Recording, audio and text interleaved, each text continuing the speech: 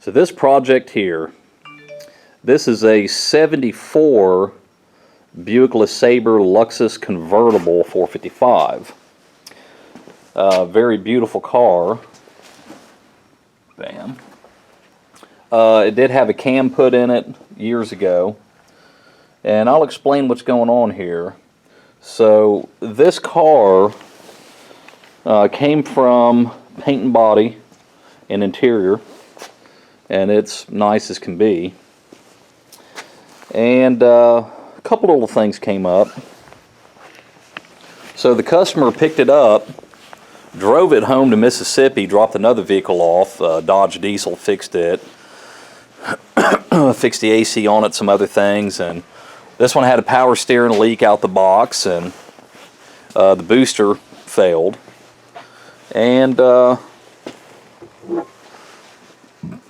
he wanted EFI on it.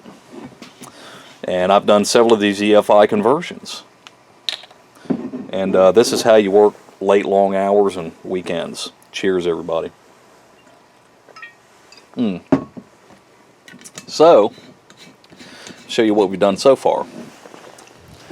I've got the pump and all in it, and I've got the tank modified. I'll show that when I get the line for the return run, because it'll already be up in the air.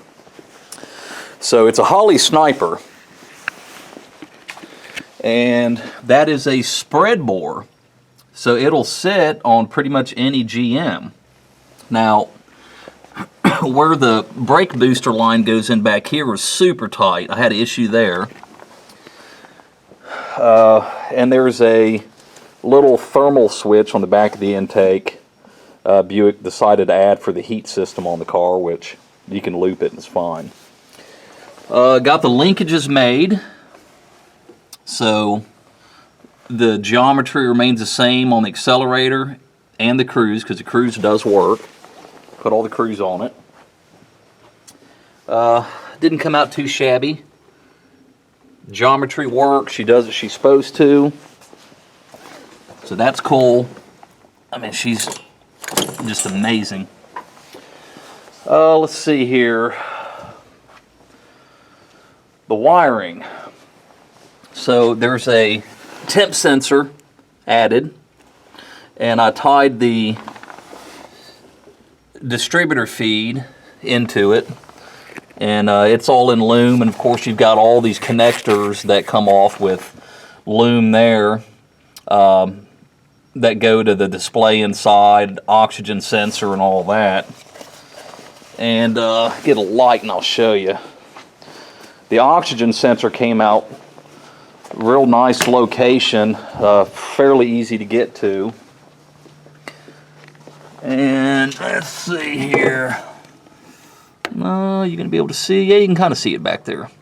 It's got a real long lead, and we put it up under the loom here to try to hide as much as possible, so it follows under this loom. We got our main connector here. All the other ones are lower and tucked away. There's our relay and fuse, and we got our power supplies and everything, and this is just enough to show you. We wanted to do something different, so the clock in this was about the same size as the display is, and the clock usually, well, I don't think it hadn't worked in this car since he got several and we tried them and they didn't work. And he wasn't too concerned about it, so I didn't go any further. So what we did is we put his display where the clock was. So this is kind of cool. So let's see if it'll show up in this. Yeah, looky there. There's your display, and it's touchscreen. Of course, you got a little stylus if you want to be fancy that you can use.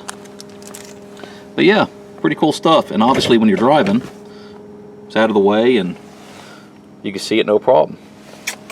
So that was a cool little touch I was pretty proud of.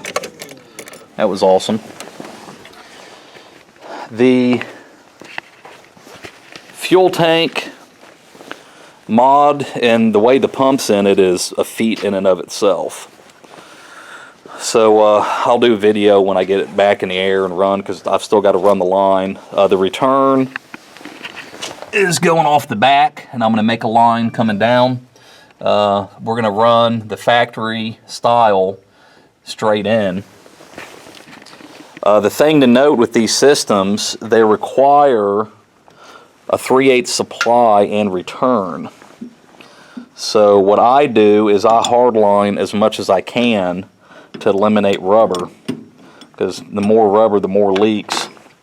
So it's a time-consuming pain in the ass.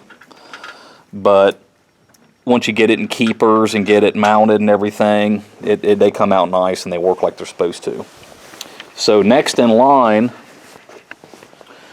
we've got to pull the power steering so I can get this out of here so I can make another one. And you can see the new steering box down here. So I got to pull all this off so I can get down there and make my lines. Yeah, so there you go. 455 going EFI. Pretty snazzy.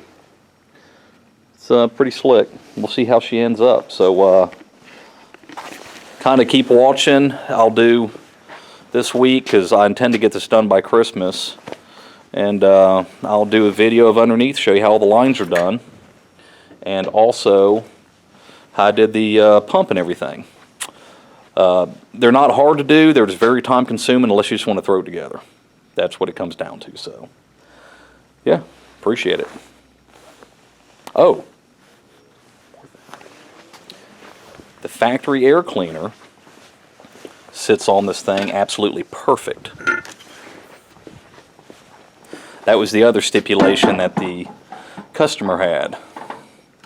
It had to have the factory air cleaner, and the nice thing about this spread bore is they sit right on where the factory, you know, you don't have to run an adapter or nothing. So that's cool.